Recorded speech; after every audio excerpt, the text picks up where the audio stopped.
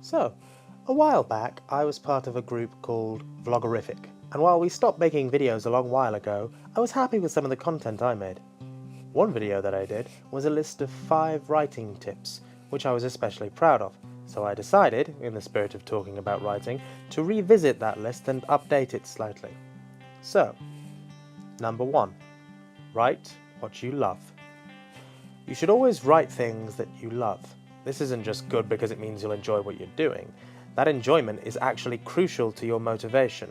You will always be more motivated when you're writing something you love wholeheartedly, as opposed to an idea you're toying with or not sure about. When you're starting out, being in love with your concept is a crucial step. Number 2. Plan, but don't plan to death. Planning is good.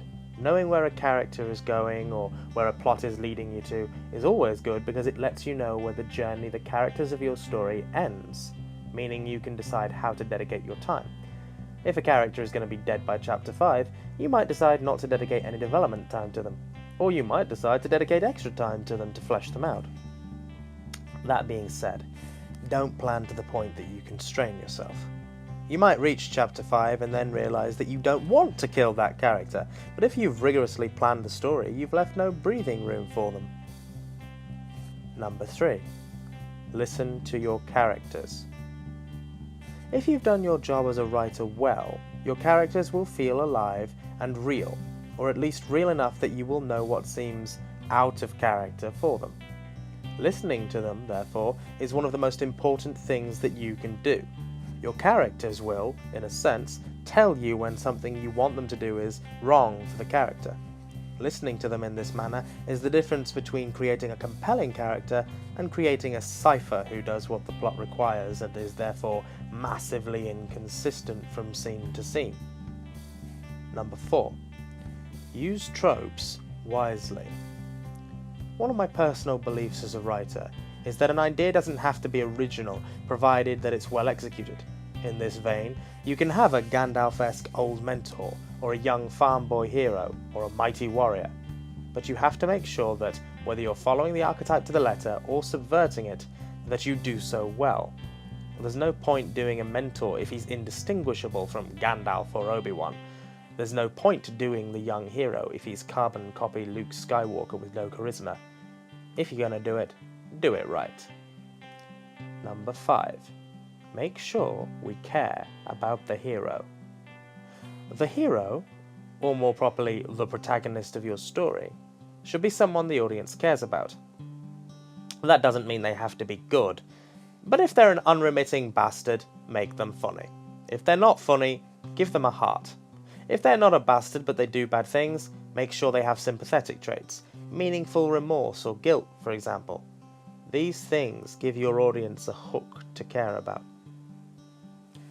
Equally, don't make them perfect McPerfect face, because then the audience will just find them annoying. There's a trope called the Mary Sue that kind of covers that, but that's such a loaded topic that's so well covered everywhere that it really deserves its own video just to really get into it. Number 6. Make sure the villain/antagonist is actually a threat. Your villain should always be a threat. I realise that seems like a given, but how many times in modern stories are the villains reduced to joke characters that are easily beaten by the heroes in the time it takes to say joke characters? A villain doesn't necessarily have to be unstoppable, but it's an unwritten rule, or maybe even a written one, that the higher the stakes the heroes have to face, the more we root for them. If the villain is Darth Vader and he's about to wreck your hero's day, then the heroes become more sympathetic and compelling because that's who they're fighting. If your villain is Kylo Ren and a stiff breeze has more presence than he does, then you might as well write your heroes fighting a stiff breeze, because the audience might care more. Number 7. Make sure the world is compelling. This one's mainly for fantasy and SF writers, and it may seem like an obvious one, but if the world is unremittingly dark and depressing, or it's full of arseholes that you couldn't care less about, then when the Dark Lord Exby comes off of his Orcus throne to wreck its shiz, no one will care. Make the world in some way something the hero will want to fight for. It doesn't have to be nice, but giving us and the hero a reason to care is always useful. Number 8. Even minor characters matter. Populating your world with minor characters is a surefire way to make it feel real. Minor characters obviously don't take up much time. A few lines, some description, and either a death scene or a "yay, you didn't die" scene. But it's enough that the world isn't just mooks, red shirts, and your main characters. Minor characters can serve a lot of purposes. Well-executed ones can graduate to full-blown supporting types, or even lead their own novels later down the line if that's the kind of novel/novel series you're writing. They can also become popular enough that they become worth killing later. Speaking of. Number 9. Death.